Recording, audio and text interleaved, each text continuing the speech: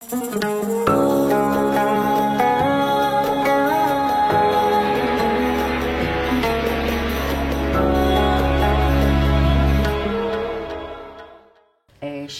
אסתר דדיה בן לולו, דדיה זה שם הנעורים שלי.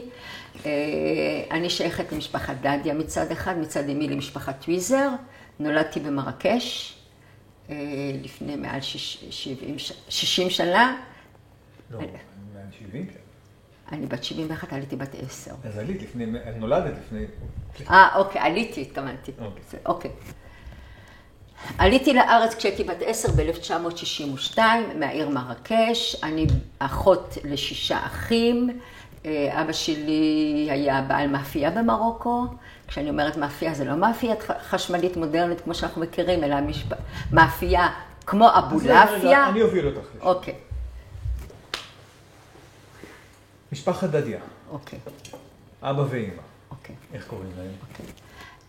להורים שלי קוראים יעקב דדיה, והכינוי שלו יעקב מולפרן. מה זה אומר? יעקב בעל המאפייה. איך אתה אומרת? מולפרן, פרן. אוקיי. מופרנה. כן. ואמא שלי פרחה טוויזר, לבית טוויזר, דדיה. ולי 6 אחים. ההורים שלך, המשפחות שלהם. אוקיי. ממרקש? כולם ממרקש, כן. גם הסבא והסבתא? גם הסבא והסבתא, כן. אמא שלי משפחת טוויזר שאיבדה באסון הגדיר 2 אחים שלה, ומשפחה של 1 האחים. מה עוד? גדלנו עד... מה זה אומר אסון הגדיר? רעידת האדמה שהייתה. הייתה רעידת אדמה מאוד קשה. הדודים שלי היו בעצם דייגים, ולכן הם בחרו לגור באגדיר. והדוד שלי מאיר, האח הבכור של אמי, עם כל המשפחה שלו גרו שם באופן קבוע. זאת אומרת, הם נולדו במרקש, עברו לאגדיר? כן, כן. הם ניסו בכמה מקומות בערי חוף, עד שהם הגיעו לשם, הם היו גם בערים אחרות. והתמזל המזל שדוד שלי, שהמשפחה שלו נשארה במרקש, פשוט נסע לבקר, כי הם היו מנהלים ביחד את העסק, 5 אחים היו מנהלים את העסק. ותפס אותו האסון, וכן, אז אמא שלי איבדה בעצם 2 אחים. ומשפחה גדולה של האח הגדול, נשאר רק ניצול אחד במרקש, וככה במאמר מוסגר, לא מזמן הייתה רעידת אדמה במרקש, ו10 מבני המשפחה שלי נסעו בעצם לעלות לקבר, משפחת טוויזר, כן? והם לא הצליחו להגיע לקבר, כי אחרי הרעידה שהייתה במרקש בשבת, הם מיד חזרו לארץ. זאת אומרת, הם נסעו בגלל הרעידת אדמה של... בדיוק. באיזה שנה היה אסון הגדיר? 60. אז את זוכרת את זה עוד? אני זוכרת את מה שהמשפחה עברה. אז אנחנו נגיע לזה עוד. כן, אוקיי. איך הכירו ההורים? איך הכירו? אמא שלי הייתה מספרת, הנה בעלי בא, אמא שלי מספרת שהוא היה מוזמן לאחד מהחתונות של המשפחה. אבא שלי ראה את אמא שלי, היה מבוגר ממנה בהרבה, הייתה בחורה צעירה יפה בת 16 בערך, והוא היה כבר כאילו בעל בית, כבר היה מעל גיל 30, היו לו כבר יותר ממאפייה אחת. למה הוא לא התחתן עד אז? זהו היה להם אדמות בכפר ליד מרקש, וכשהוא היה מאוד צעיר, כאילו בן 3, נישלו אותם מהאדמות, ואז הם הגיעו למרקש, והיו לו 3 אחיות רווקות, והוא היה צריך לפרנס אותם. עד שהוא לא השיא את כולם, הוא לא הרשה לעצמו להתחתן. ואז הם נישאו? נישאו, וכן. ואז כנראה הגיע הזמן, זה לא... ואז מה, הוא ראה אותה וביקש את... מאחים, כן. לא היה להורים? היה. אז למה הוא ביקש מהאחים?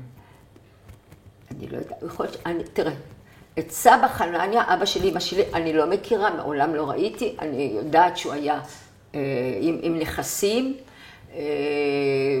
אני זוכרת ושמעתי את הסיפורים על סבתא מסעודה.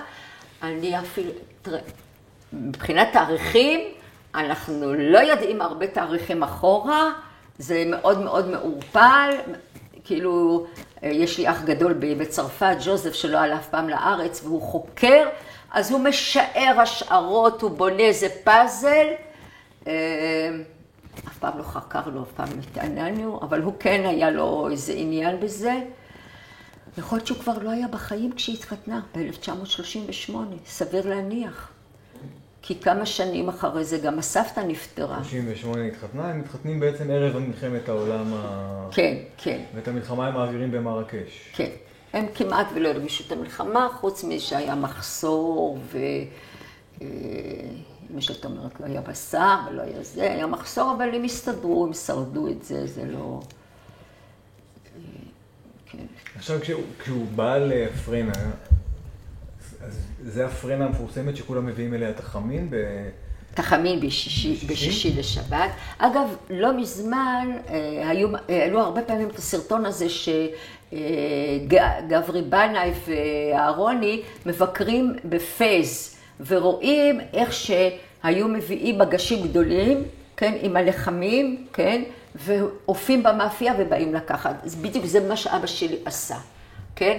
היה לו בור כזה, והיה לו את המחתה הזאת, שהוא היה מכניס את הלחמים, אז הוא היה אופה לאנשים את הלחמים, את העוגיות, אפילו עוגות לחתונה.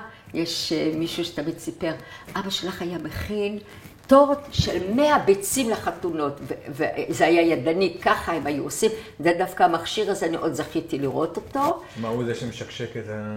כן, זה הבלנדר, כן, זה היה עם חבל ומין בלנדר גדול בתוך זה, וככה הם הקציפו זה. ודבר נוסף שאני זוכרת מסיפורים, שהוא גם היה אופה בעצם את המצה השמורה.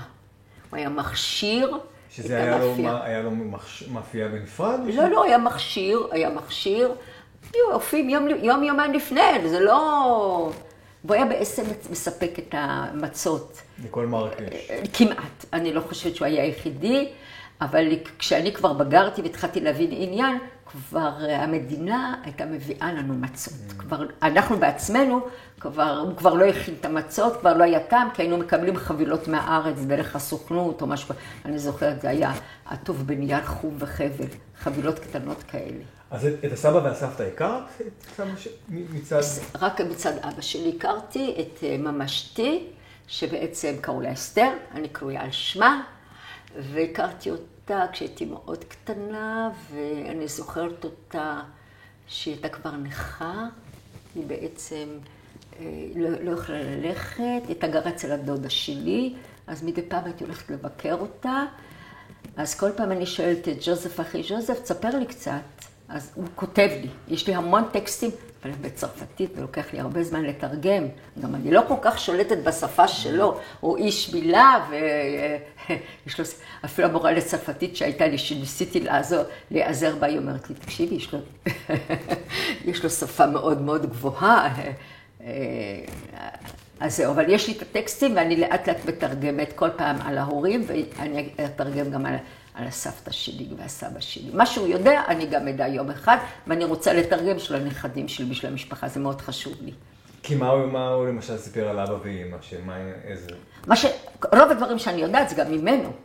פשוט היה לנו קשר מיוחד, גם פער הגילים, אז כשהוא כל פעם היה בא לארץ, אז הוא היה מספר לי המון את כל הסיפורים, כי לא הכל אני זוכרת, ואני עדיין שואלת את השאלות. מה את זוכרת ממרקש? אם אני צריך לדמיין רגע את הרחוב שגרתם, את הבית. אנחנו גרנו במלח, בסמטה שנקראת דרב לטנה, דרב זה רחוב, דרב לטנה. לא מזמן בחול המועד, כאילו זה לפני הספירה, בחול המועד סוכות היה מפגש מרקשים, כל שנה יש מפגש מרקשים, שנה שעברה היינו באשקלון, השנה היינו באשדוד, כאילו ביום רביעי ובשבת העולם התהפך, ואחר כך היה מפגש מרקשים, אחר כך היה מפגש של דרב לטנה. אני כבר, זה לא עניין אותי, כי אני לא מכירה כבר את האנשים האלה, הם מבוגרים ממני. כמה אנשים באים למפגש כזה? היו המונים. כל הזמן באים. אנשים מתרפקים, רוצים לפגוש מכרים. בשנים הראשונות אנחנו גם היינו הולכים, אפילו לא היינו הולכים את אמא שלי איתנו. אחר כך אני קצת איבדתי עניין, ולאחרונה דווקא זו הזדמנות לפגוש את הבני דודים.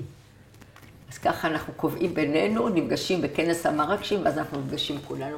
וזה נחמד.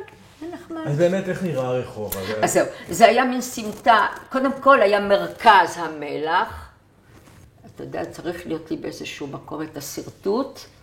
מרכז המלח, שהוא היה גם מרכז של שוק, זה היה שוק, זה היה מרכזי. מסביבו היו חנויות, ומשם יצאו רחובות, והיינו מוקפים בחומה, היו שערים, שכנראה היינו סגרים בלילה, אף פעם לא בדקתי, הייתי קטנה מדי.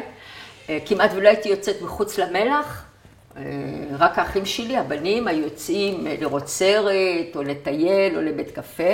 אני הייתי בת. את היית קטנה גם? לא, יש לי אח יותר קטן, אבל אנחנו היינו גם הקטנים וגם בת.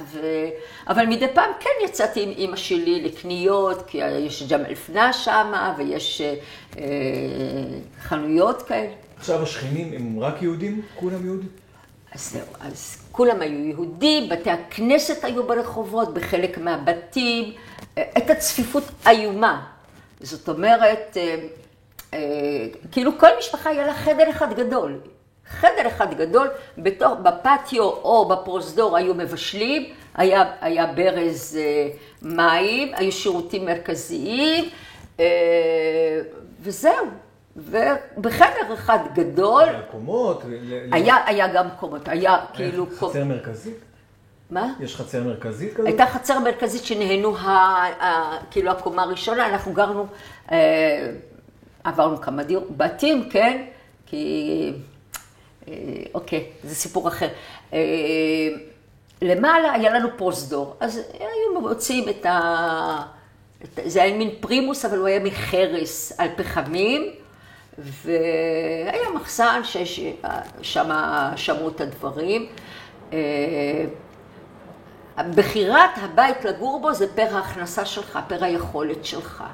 אז למשל, הדודים שלי שהיו יותר מבוססים מאיתנו, בתקופה שאני זוכרת, כי האחים שלי לא מסכימים איתי, הם אומרים פשוט כשאת גדלת, כבר המצב לא היה כל כך, הכלכלי לא היה כל כך טוב, כי אבא שלי גם איבד חלק גדול מהקליינטים שלו, כי בשנות ה-60, סוף 50-60, כבר הייתה תעשייה של לחם.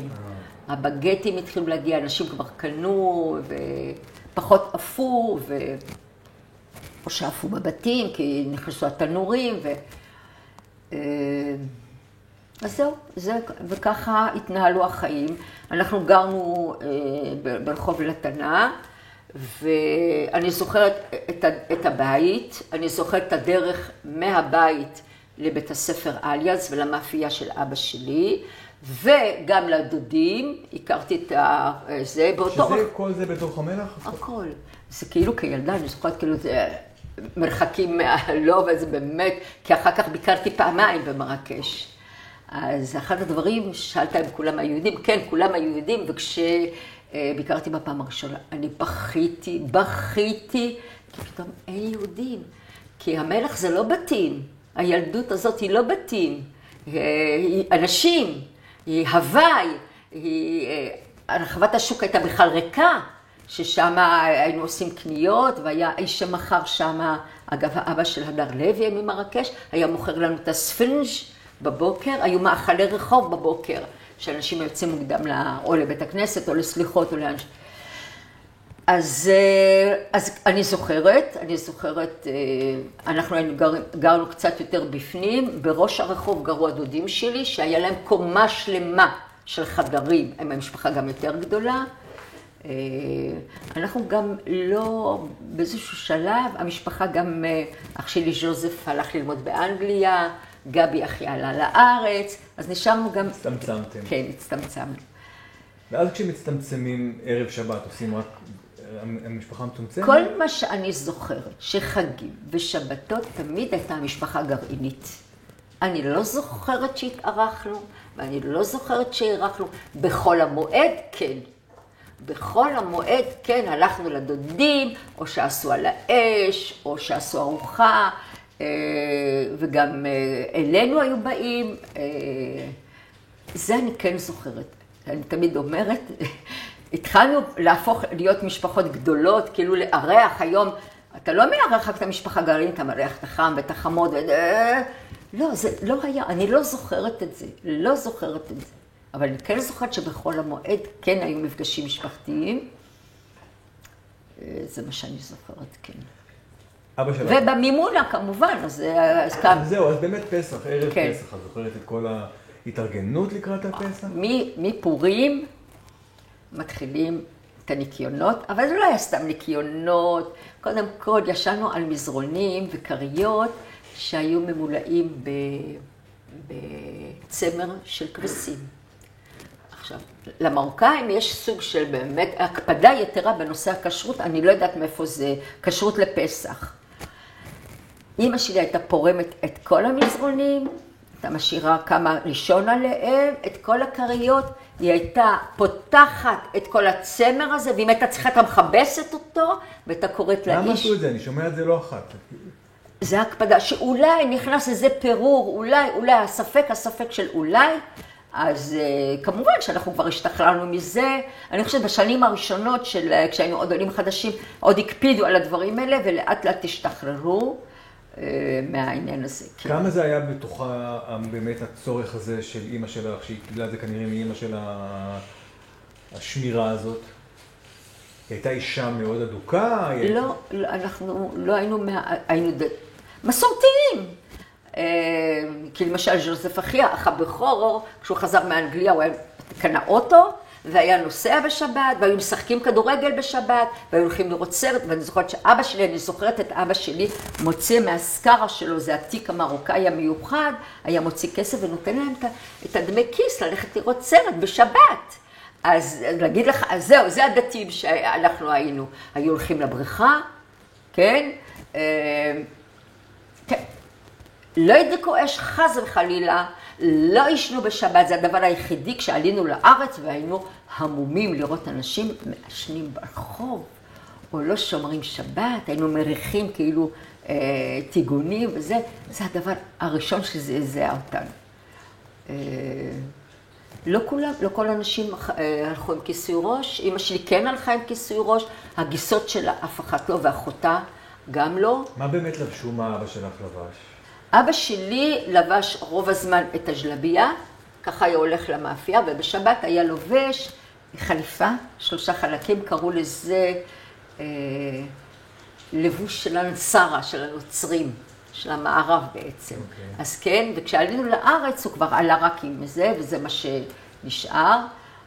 אולי ובמאפייה הזאת, כשכולם מביאים את הסירים בערב שבת, נכון? כן. אז גם שלכם היה שם? ודאי. ולמחרת, אחרי בית הכנסת, אחרי התפילה, אבא שלי תמיד היה מאחר להגיע, כי הוא היה צריך לפתוח את המאפייה, לחלק לכולם את הסירים. הוא היה מחלק? הוא היה מחלק, כן. לא היו עובדים? אני זוכרת גם את זה. תראה, אני לא יכולה להגיד לך שאני זוכרת ב10 שנים. בסדר. כן, אני מאמינה שמדי פעם, לא יודעת, זה מה שאני זוכרת.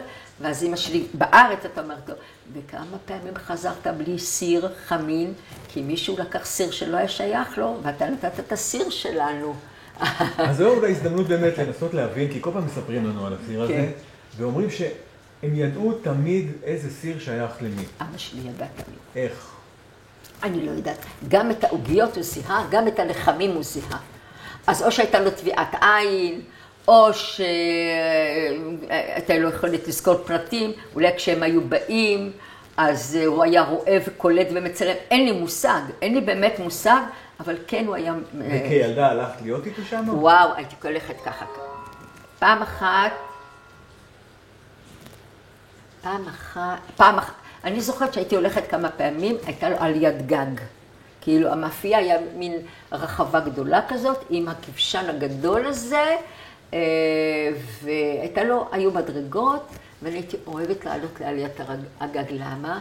כי שם הוא היה מחזיק את הקליפות של השקדים, של האגוזים ושל הבוטנים. הוא היה כאילו מבעיר את האש, לא רק עם עצים, אלא כנראה עם זה.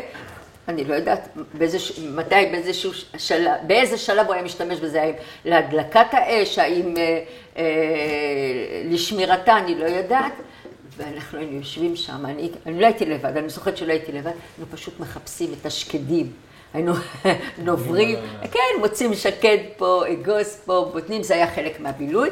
והרבה פעמים, קודם כל, אהבתי ללכת אליו, היה לי קשר מיוחד עם אבא שלי, בכל זאת אני קוראה על שמו, על שם אמא שלו, ואולי בגלל שהייתי בת יחידה, כן? אני הייתי באה ותמיד הייתי מוצאת צלחת לידו. היו כמה צלחות, צלחת של כסף, שהוא היה מקבל, היה שם שם את הכסף, ואת העוגיות. כל אישה שהביאה תבנית של עוגיות, אתה נותנת לו אחד או שניים, לא תמיד היה דברים טעימים אצלו, וגם לפעמים נותן לי פרוטה, 2 לקנות משהו. החברות שלך היו באות איתך לשם? אני לא זוכרת כל כך חברות, בעיקר החברים הייתה המשפחה. היו לי חברות, אבל היינו מתראות יותר מאוחר, לקראת העלייה כבר הייתי בתנועת נוער, אבל זה היה בדרך לבית הספר, כאילו הייתי יוצאת מרחוב לתנה, מגיעה לרחבת השוק, מגיעה למאפייה של אבא שלי, ואז רחוב דרב אל-חרר קראו לזה, ושם בעצם היה בית ספר אליאנס שלנו. אז כמה זה ברגל מעל בית עד? כלום אני חושבת. אני יכולה לכתוב לך אחר כך, אבל זה לא היה ארוך. גם כשעשינו את זה כמבוגרים, כמה הספקת? עד איזה גיל היית באליאנס? עד איזה כיתה? מכיתה א' עד כיתה ד' כמעט. הספקת. כן, למדתי שמה, כן. והאחים הלכו גם לבית ספר? הלכו לחדר? לא. אנחנו, בגלל שנתפסנו כאילו משפחה מסודרת, מבוססת, כי היו תקופות שאבא שלי נחשב לאדם מאוד עמיד. אח שלי, פרוספר כל הזמן אומר, אני לא יודעת כמה זה נכון, שאת ההון הראשוני לדודים שלי באגדיר, הוא נתן להם כהלוואה. אז זה כאילו, אחר כך דברים התהפכו, כן? הם יותר התבססו, הוא ירד מנכסיו קצת בנושא של המאפייה, כי באמת, אז...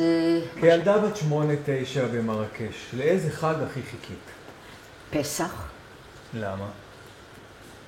פסח וראש השנה וסוכות, כאילו. פסח קודם כל הייתה אווירה חגיגית של ניקיון, וקנו לנו בגדים, ותפרו לנו דברים, והיה מימונה. בסוף החג הזה הייתה מימונה. אז היה חג נורא מיוחד. אגב, אנחנו יצאנו ממרקש במימונה. זה גם סיפור. אז... וראש השנה... פחות אני זוכרת פרטים, אני זוכרת דווקא את יום הכיפורים, שהיינו כל הזמן אוכלים, כי לא צמנו. אבל עשו כפרות מן הסתם. הכל. אל תשכח שמול הבית שלנו ובבית שבו גרנו היה בית כנסת, אז קודם כל היינו חשופים לתפילות ולסליחות. אז נגיד מנגינות של בית הכנסת זה משהו שאם את עוצמת עיניים את שומעת אותו? כן, כן. אני הרבה פעמים שומעת דברים, ואני אומרת, אני זוכרת את זה עוד ממרוקו. כל התפילות של... מי היה הפייטן למשל? זוכרת מי זה היה? לא זוכרת. או הרב של הקהילה? אז זהו, אני לא יודעת מי היה הרב, לנו היה רב למשפחה שלנו, שקראו לו רבי ניסים בניסטי. שהוא היה בעצם גם רב, אבל הוא גם היה עם אוריינטציה מערבית והשכלה, והוא היה מורה של האחים שלי. לימים, כשהגעתי לגיל שיכולתי ללמוד, היו שולחים אותי, אתה שאלת על החדר, לא היה לנו חדר, היינו הולכים לסלה, היינו הולכים למין בית כנסת שאחר הצהריים. כל ערב האחים שלי הלכו שם ללמוד, ורובנו באנו עם שפה, עם בסיס. וגם אני באיזשהו שלב הצטרפתי אליהם. לא כל אחד עשה את זה, ההורים שלי עשו את זה בשבילנו. ורבי ניסים היה חבר של המשפחה, אז הוא גם הקל עלינו כי שילמנו, זה היה פרטי, זה לא היה...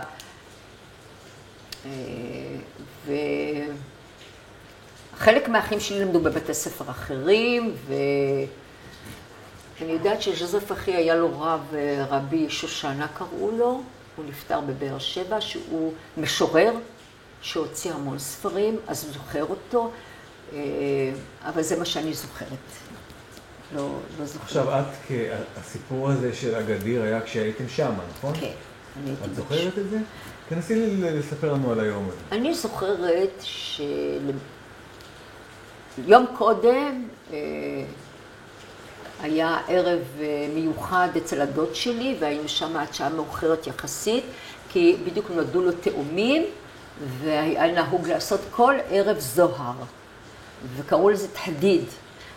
היולדת הייתה כמובן בחדר עם התינוקות, היו סוגרים, היו נכנסים אנשים, היו מתפללים, כי אתה יודע, האמונה היא שבימים האלה הילד חשוף בעצם למזיקים וצריך לשמור עליו ולהגן עליו, ולכן היו עושים את התפילות המיוחדות. והיה תמיד איזה חרב, הם היו ככה מכים על הקיר. זה מה שאני זוכרת.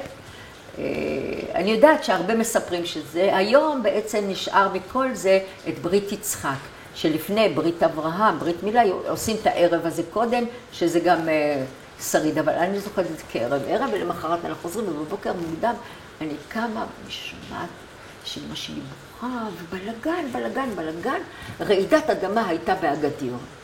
זה מה שאני זוכרת, ואמא שלי סיפרה, הייתה להם אמונה, שרעידת אדמה מתרחשת כי השור שאוחז את כדור הארץ בין קרניו, התעייף ומזיז את כדור הארץ ממקום למקום. לימים אני בעצם מתחברת לאטלס שמחזיק, גם הוא מחזיק את העולם, אז גם להם הייתה כנראה מין מיתולוגיה כזאת, ואז היה ברור שהדודים שלי נפגעו וידעו שמוריס, הבן דוד שלי, שעדיין חי בקזבלנקה, נמצא בבית חולים, ואמא שלי לוקחת אותי איתה, ואני זוכרת שראיתי אותו במיטה שוכב, כולו פצוע, יותר ממכות יבשות, היה לו מזל, הוא פשוט התגלגל מתחת לשולחן, וזה הגן עליו. וכל האחרים?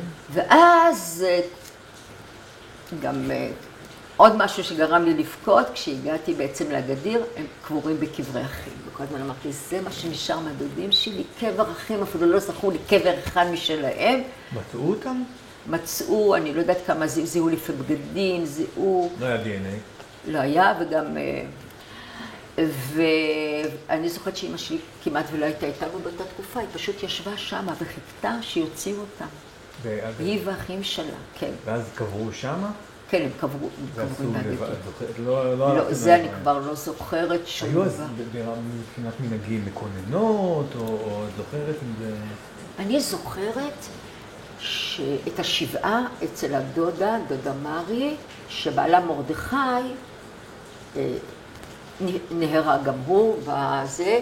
אני זוכרת את השבעה, היינו הולכים כל יום לשם, אני זוכרת את התפילה, והיא הייתה בהיריון, ואחר כך נולד לה בן וקרא לו מנחם, כי הוא בעצם מביא את הנחמה.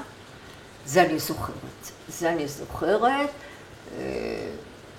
אני לא זוכרת לא את הלוויה, אני לא זוכרת שהייתי באיזה לוויה בכלל. אם הייתי בבית העלמין, הייתי בל"ג בעומר. ל"ג בעומר היינו מגיעים לבית העלמין ומדליקים המון נרות. למה?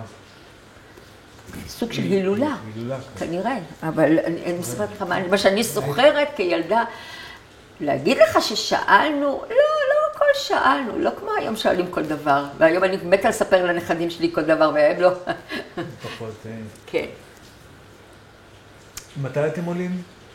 זהו, אז אני זוכרת שבאיזה קיץ, כל קיץ, אני חושבת שאולי מגיל 9 היינו נוסעים לקייטנה במוגדור. מוגדור זה סווארה, כאילו הקהילה היהודית, ואח שלי היה ז'וזף שחזר מאנגליה, היה בעצם מארגן את הקייטנה הזאת, והייתה לנו סוג של פרוטקציה, אנחנו היינו נוסעים בחינם, ולא היינו נשארים שבועיים כמו כולם, היינו נשארים 2 מחזורים. ואחר כך היינו חוזרים, ומרקש באוגוסט, כאילו זה חום אימים, שלכן היינו נוסעים לים, לשפת הים, לעיר קיץ, שהייתה עיר יפהפייה אז, מערבית מאוד. היום כשאתה נוסע, אתה לא מזהה את המקום. ואז אני הולכת ברחוב עם אמא שלי, בדרך הביתה, ומישהו נצמד אלינו, והוא אומר, סיוניסט. אמא שלי מיד הבינה את הרמז, ומהר רצנו הביתה. זה היה מתי? אולי ב-60, אולי ב-61, אני לא יכולה להגיד לך, זה היה קיץ, אני זוכרת את זה. ואז הוא נכנס, אמא שלי מיד טרקה את הדלת, הוא מיד ככה דפק, היא פתחה לו. לא זוכרת על מה הם דיברו, אבל אני זוכרת את החשאיות הזאת ואת הפחד. כל כך פחדנו, שידעו שיש לנו קשר לציונים, ואז הוא בעצם בא להגיד לאמא שלי שאנחנו רשומים, ועוד פה אנחנו עולים לארץ. אבל דווקא בשנה האחרונה, שנתיים האחרונות, עזבנו את המלח. ככה, אח שלי ז'וזף היה הוא עילוי, אדם מאוד מיוחד, והייתה מין תוכנית של הסוכנות היהודית לאתר בעצם את כל המוכשרים, לפתח מנהיגות לקראת העלייה לארץ. ונבחרו יהודים מכל צפון אפריקה, וגם ממרקש, הוא היה ביניהם, והוא נסע בעצם ללמוד את התיכון, הוא עשה באנגליה, ברמסגייט, בעיר של משה מונטיפיורי.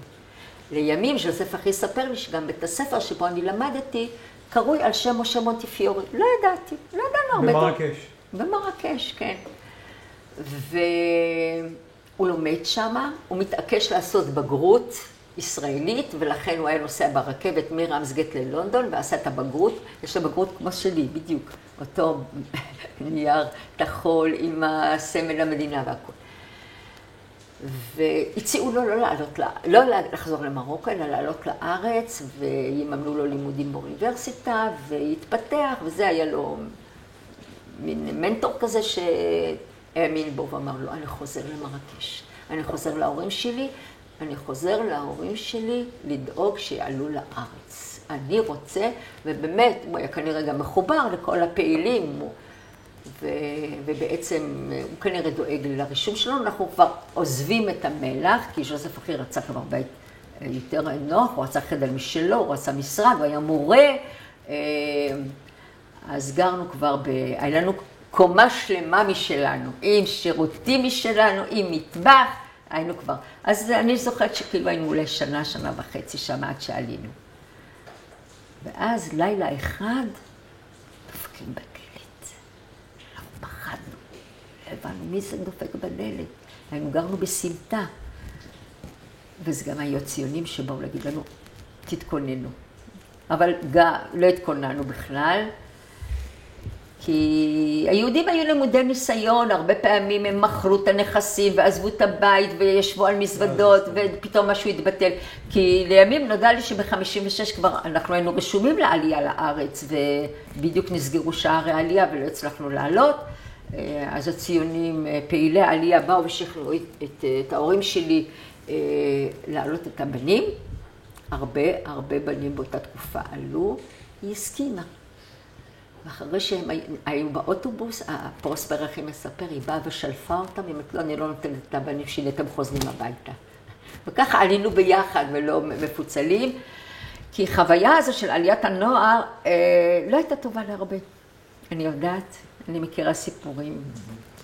אז זהו, ואז בכל המועד פסח, אולי בגלל זה, במבט לאחור, הוא אחד החגים האהובים עליי, בכל המועד באים ואומרים לנו, אתם יוצאים, תתחילו לארוז.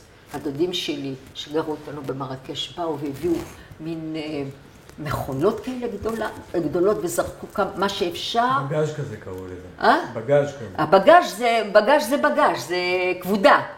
אבל כן, זה הם ארזו וסגרו את זה ושלחו את זה אחרינו. אנחנו יצאנו רק עם המזוודות. ובליל המימונה יצאנו, אני זוכרת, לילה. כל אחד היה לו תיק על הגב וביד משהו. אז לא הייתה מימונה באותה שנה? לא הייתה מימונה, ואני אחר כך אספר לך על הקשרים עם הערבים.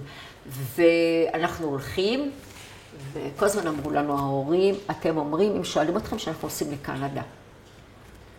זאת אומרת, זה היה ברשות המלך, הרי יצאנו כאילו על יד לגלית, אבל הרחוב, לא סמכו כנראה על הרחוב, ואז אנחנו עוזבים את הטואלג איפה שגרנו, ופוגשים ערבים, אז הם אומרים לו, לאן ליהוד, לאן יהודים? למימונה, למנרה, לתפוס מקום, כי למחרת היינו מגיעים למנרה, זה מין בריכה, הייתה במרוקו, במרקש, וואי, כדאי לך להיות. יש שם בריכה מלאכותית שהמלך חצה וזה, וליד זה יש איזה ארמון, קראו לה מנרה, לא יודעת מה זה. כן, אתם הולכים לתפוס מקום במנרה, כן, כי אני זוכרת שלמחרת, ליד המנרה הייתה מין חורשת זיתים, ושם היינו יושבים, חלק היו עושים על האש, חלק היו מביאים זה, אז כן, אז זה כאן אני זוכרת. וכן, כנראה הגענו לאיזה נקודת איסוף, יכול להיות שנרדמתי, זה היה באמת, יצאנו בחשיכה, אני מתעוררת כשאנחנו כבר בקזבלנקה ועולים לאונייה. יצאנו מקזבלנקה באונייה, חנינו בנפולי 4 ימים, ובמוצאי שבת יצאנו לארץ באונייה אחרת. לא מזמן פגשתי מישהו, אומר לי, את יודעת, אני יודע, אנחנו באנו ביחד באותה אונייה, אני חושבת שהוא אמר לי, או ארצה או תיאודור הרצל, אני לא זוכרת, אני צריכה לברר. אמרתי לו, מה באמת, מה? הוא אומר, כן, גם אנחנו יצאנו, לא ידעתי, הוא גר בבית שאן, אבל אף פעם לא הצלבנו סיפורים. ואנחנו מגיעים, וזה היה יום העצמאות. פה. מהארץ, 10 במאי, ולא נותנים לנו לרדת. אנחנו רואים את האורות של חיפה, ואנחנו עדיין רחוקים, לא נכנסנו עדיין למעגן. אנחנו לא מבינים למה לא נותנים לנו לרדת, למה? ואנחנו מתים כבר לרדת, כבר סבלנו את הים ואת מחלות הים, ואני סבלתי נורא. למחרת בבוקר מוקדם, אני חושבת ב4 או 5 בבוקר, מאי בארץ כבר יש זה, בחוף הים, ואנחנו נכנסים ואנחנו שואלים, למה עיכבתם אותנו כל כך הרבה? הוא אומר, היה עצמאות, כולם היו בחגיגות, לא היו מי שיקבל אתכם. אז אני תמיד אומרת, יצאנו בחג החירות והגענו בחג העצמאות והכל בסדר. ואיך היה להגיע? אז זהו, אז ככה. 2 סיפורים. א', היינו צריכים להעלות איתנו את הדודה שלי, אחות של אבא שלי, זהור, שהייתה נשואה לכהן. לא היו לה ילדים משלה, כי הוא כבר, זה נישואים שניים שלו, והיו לילדים שלו, אפילו הם היו בארץ. הם לא יכלו לעלות, כי הייתה סוג של, לא יודע אם נגיד, אבל סלקציה. לא היו אנשים מבוגרים, לא נעים להגיד הכל, תרגיש חופשי להגיד. לא, כי המילה סלקציה מתחברת לי עם משהו אחר. אז היה סוג של מיון, סוג של, העלו רק אנשים שיכלו בעצם לפרנס את עצמם, או שיש להם בנים בוגרים שיכולים לפרנס את עצמם. יש כאלה שאומרים לצבא, לא חשוב, אבל כן, ואז היינו צריכים לרשום אותם כסבא וסבתא, אחרת הייתה נשארת שמה. והכאב הכי גדול הייתה נשארת שמה בעצם בסוג של בית תמחוי. ואז באונייה, כשחיכינו לרדת לחוף, אני רואה את בעלה ראובן, בוכה, אדם מבוגר עם זקן, והוא בוכה. ואני שואלת את אמא שלי, למה הוא בוכה? אז היא אומרת לי, הוא רוצה את הכהינה שלו, הוא נרשם בעלייה כדדיה, והוא כהן. הוא רצה את הכהונה שלו בחזרה, והוא כל הזמן בכה, תחזירו לי את הכהינה שלי, תחזירו לי את הכהינה שלי. אז האחים שלי הגדולים הלכו לאנשי הסוכנות ואמרו, בבקשה, זה הסיפור, כבר היה מאוחר לעשות משהו אחר, ואז הוא ירד לחוף כרובל וזהור כהן. אז היה סיפור אחד שזכור לי מהעלייה, וכשעמדנו על הסיפון, אז עברו אנשים שזיהו אותנו, שזיהו את אבא שלי, ואמרו לו, מעלה מעקב, מעלה בעקוב, זה כאילו בעל הבית, יעקב, לאן שולחים אתכם? הוא אמר לבית שאן. הם אמרו לו, לא לבית שאן, לא, תגיד חיפה, תגיד באר שבע. ואבא שלי היה עקשן, הוא אומר, לא, בן גוריון הביא אותנו, רוצה אותנו בבית שאן, אנחנו הולכים לבית שאן. ועלינו על האוטובוס, והנסיעה מתארכת, היו אסטרנטה כאלה, כאילו כמה קילומטרים. ואנחנו מגיעים לבית שאן, מה שאני זוכרת שעיר בוהקת. השמש זורחת בעוצמה כזאת, חשופה מאוד, כי במרקש כמה שהייתה חמה, גרנו בסמטאות, הכל היה צל, והיו גנים מחוץ, כן, אבל זה מה שאני, זאת אומרת, יכולנו לסבול את החום, אבל פה זה היה משהו נורא. ואז הם מורידים אותנו ונותנים לנו צריף, אולי 40 מטר, 40-50 מטר מרובע, 2 חדרים עם קיר הפרדה נמוך, ומין פינת אוכל כזאת, מטבחון כי היה כיור, ושירותים בחוץ עם מקלחת, והורידו ציוד, והסתדרנו בשני החדרים האלה. ואנחנו כילדים היינו מבסוטים. אבל ההורים? ההורים שלי, באמת, חוץ מזה שאימא שלי מאוד רצתה לעבור לבאר שבע, כי רצתה להיות ליד המשפחה שלה, וזה היה בעצם באמת עוגמת הנפש שהייתה לה, והייתה כל יום הולכת לסוכנות היהודית לבקש לעבור, ואבא שלי התעקש שלא. אני זוכרת שהיו ביניהם קצת מלחמות, ואנחנו היינו חצויים. בין להישאר לבין ללכת. מצד אחד קסם לנו להגיע לבאר שבע, להיות שם עם בני דודים שלי ומשפחה, ואח שלי גבריאל שעלה לפנינו. אז בסוף נשארנו בבית שאן. איך היה פה? ואני זוכרת את הכל לטובה. קודם כל אני זוכרת שבאו אלינו פעילים, שלימים, כל מה תראה, אני מספרת זיכרונות, אבל לימים יש לי כבר את הפרשנות. אינטרפטציות, אבל חוויה של ההורים שלך פה בבית שאן, שהייתה אז מקום לא פשוט. הייתה מקום לא פשוט, ואנחנו באנו מעיר בנויה, די מתקדמת, היא לא קזבלנקה, אבל עדיין באנו לאיזה צריף, לעיר נידחת, פגשנו מרגשים פה, אהבנו בעצם, והייתה מין קבלה, מין השלמה, הם לא קיטרו, אני לא זוכרת. יש לי בן דוד שאבא שלי חנך אותו, גידל אותו, כי אחותו של אבי התאלמנה, והוא נתן לו מאפייה, הוא נתן לו מאפייה. אבא שלך קיבל מאפייה? לא, אבא שלי, היו לו, אמרתי לך יותר ממאפייה אחת. אבל פה? לא, בחוץ לארץ. והוא עלה לאשקלון. והוא היה בא אלינו כל חג, אמרתי לך שהיינו מתארחים ומארחים הוא היה בא בכל מועד סוכות או כל מועד פסח. והיה אומר, אני רוצה לחזור לארץ, ואבא שלי היה כועס עליו. הוא היה כועס עליו, מה יש לך לחפש במרוקו? מה יש לך לחפש במרוקו? הוא היה נוזף בו, כי הוא היה אחיין שלו, הוא היה צעיר, זה קראו לו וקנין, דוד וקנין. היה שותק, זאת אומרת, הם די אהבו, תראה, כנראה שהיה להם סיבות משלהם, למה הם אהבו, למרות הצער והכאב והניתוק ולהתחיל מחדש, ואין פרנסה, כי אבא שלי היה שם עצמאי, פתאום פה שלחו אותו לסקל אבנים בנורית, ועשה את זה, בכלל, אני לא זוכרת. כמה זמן הוא עשה את זה? הוא עשה את זה כמה חודשים, ואז מישהו שמע שהוא היה אופה, ואז אמרו לו, בוא תעבוד במאפייה, הייתה מאפייה בבית שאן. ואז היו ימים טובים שפתאום שפר עלינו המצב, פתאום יש משכורת גבוהה, פתאום הוא היה מביא חלות ביום שישי, היה מביא לחמים כל יום, אמא שלי לא הייתה צריכה על פרימוס להכין ולאפות לחמים.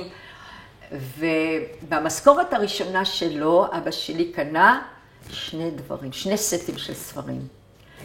את המילון העברי של אבן שושן, ואח שלי כבר היה בתיכון, פרוספר אחי היה כבר בתיכון, את האנציקלופדיה לספרות של אורניובסקי. זה שני הדברים שאבא שלי קנה. זאת אומרת, מהמשכורת הראשונה לא קנינו בגדים, לא קנינו רהיטים, זה מה שקנה. וזה שימש אותנו, גם אותי אחר כך את כולם. זה אצל פרוספר באיזשהו מקום, למרות שבאיזשהו שלב ז'וזף אחי שלח, הוא עבר לצרפת, שלח לנו חבילת ספרים, ושם היה מילון של אבן שושן שלו, משלו. כאן היה בית כנסת מרקשי, הם עשו להם מין... לא. היו כמה משפחות, הם באו, קלטו אותנו, לקחו אותנו לקצב, לכל מקום, אני זוכרת את זה, כי עוד לא נכנסנו לבית ספר, מה שרציתי לספר, שאני זוכרת שבצריף בימים הראשונים, באו איזה 3 פעילים, שלימים נודע לי שהם היו פעילים של בעצם מפלגת העבודה. ונתנו לנו פנקס אדום, ורשמו אותנו לבית ספר חילוני, ולא שאלו אותנו. אני לא מתחרטת. ויום אחד אנחנו ככה משחקים בחוץ, ומישהו אומר לי, אתם הולכים עם כיפות, אני רואה את האחים שלכם כיפות, למה אתם במעיינות שזה בית ספר חילוני ולא בבית ספר דתי? יש פה בית ספר דתי. אז באתי וסיפרתי לאבא שלו, הוא אומר, לא נורא, הכל בסדר, ארץ ישראל זה ארץ ישראל. וזהו, אז באמת למדנו במסגרות חילוניות. כן. אז סיימת פה את התיכון? זהו, סיימתי יסודי, סיימתי תיכון, התגייסתי לצבא, התנדבתי, הייתי מורה חיילת, ובבאר שבע שלמה גם הצטרף. הכרתם שם או הכרתם? כן, הכרנו פה ושם, אבל שם באמת הפכנו להיות זוג. הוא בשנה, כאילו לפני השחרור שלי, בשנה השנייה הוא מגיע כסטודנט שנה א' לתעשייה וניהול. והחלטנו בעצם, החלטתי שגם אני אלמד שמה, ונרשמתי באמת לאוניברסיטת בן גוריון, שאז הייתה שלוחה של ירושלים. סיימנו שנינו, הוא 4 שנים, אני 3 שנים, סיימנו וחזרנו לבית שאן. והתחתנו בבית שאן, בחופשת סמסטר, באחת החופשות, והתחלתי לעבוד כמורה. ושלמה עבד כמהנדס תעשייה וניהול, בהתחלה במפעל קטן לשיפוץ מנועים שנקרא לייש, ואחר כך הוא מגיע לתנובת תל יוסף, ואז אנחנו מתחילים בפעילות פוליטית. אתם או הוא? שנינו. גם? וכל החברים שלנו הקמנו תנועה הפוליטית שנקראת תמר. מי סיפר לך? אצל מי הייתם? תכף אני אספר. אוקיי, סתם סקרנות. ואנחנו מקימים את תנועת תמר, והחלטנו שאנחנו לוקחים את הגורל בידינו ומשנים את העיר הזאת.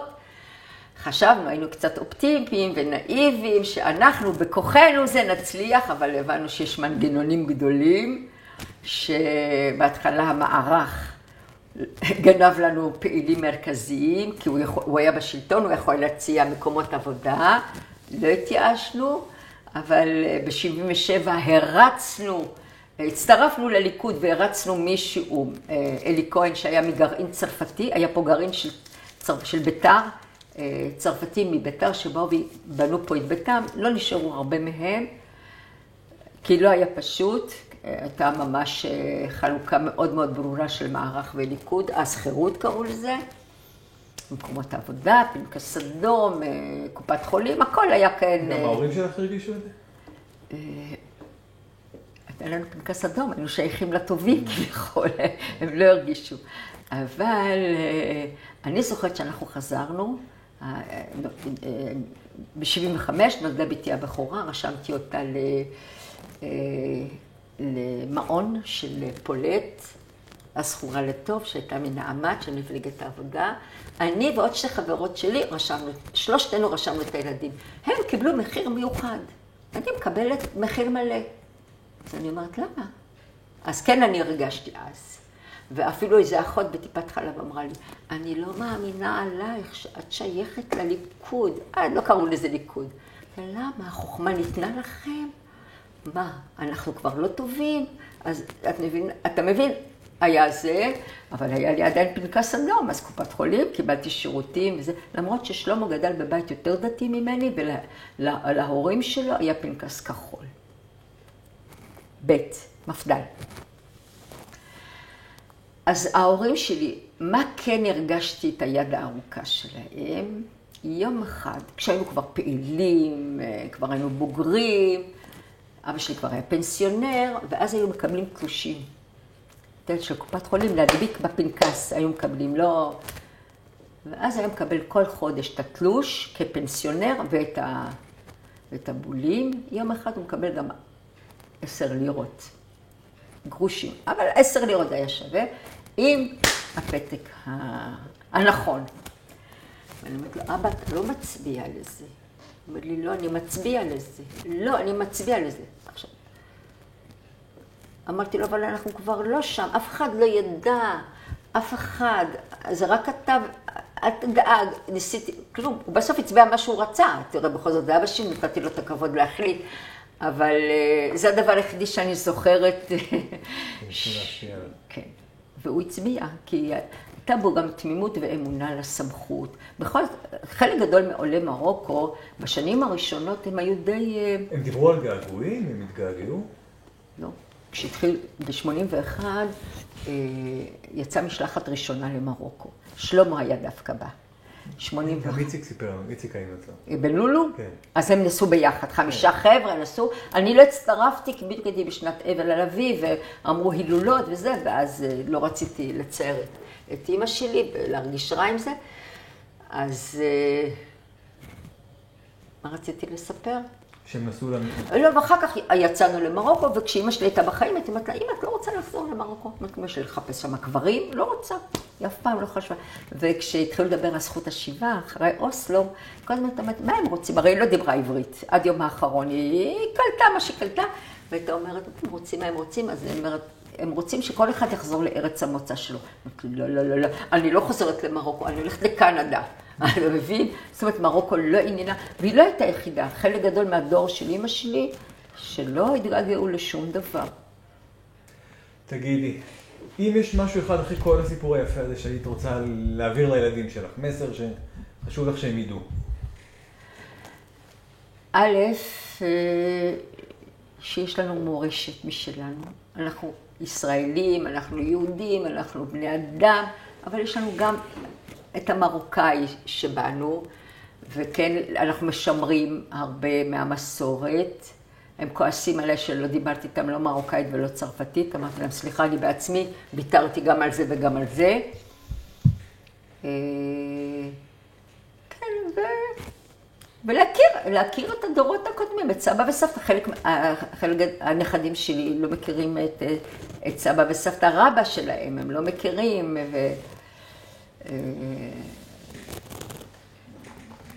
אני יכולה לספר לך שיש סיפור במרוקאית שאמא שלי הייתה מספרת לנו, שאני לימדת את... יכולה להגיד אותו גם במרוקאית. כן, אני זוכרת את הפזמון, הוא מופיע גם בסיפורי העם. זה חלו חלו אולידתי, ג'יבתקום אל-מפגרנתי, ולחשיש פודינתי. אז לימדתי את הילדים שלי, הם יודעים, וגם הנכדים שלי. מה זה? זהו. זה סיפור על ענקים, זה מזכיר קצת את הסיפור של שלושת הגדיים, שהאבא היה יוצא בבוקר לציד, והיה אומר לילדים, אל תפתחו לאף אחד. ואז הוא היה אומר להם את הסיסמה, תפתחו ילדיי את הבית, הבאתי לכם מים בקרניים, וחשיש, זה חשיש, אבל זה עשב נגיד, באוזניי, כאילו, תחשוב על זה שזה מונסטר כזה. אז כנראה היריבים שמעו את זה, ואמרו את הסיסמה הזאת, וככה הם נטרפו. זה הסיפור. אז זה כן. אנחנו מקפידים, אפילו הנכדה שלי, היה לה בת מצווה, אז עשיתי לה חינה. אמרתי, בואי נעשה לה חינה כמו שצריך. עשינו הפרשת חלב, עשינו חינה. זאת אומרת, אנחנו מורכבים. יש לנו כמה זהויות שהופכים. מה שמרכיב את הזהות שלי זה הילדות במרוקו והצמיחה בארץ וההשכלה שלי והמודעות הפוליטית שלי. כל הדברים האלה זה אני. אז אני מנסה להעביר לילדים את הדברים האלה, כן.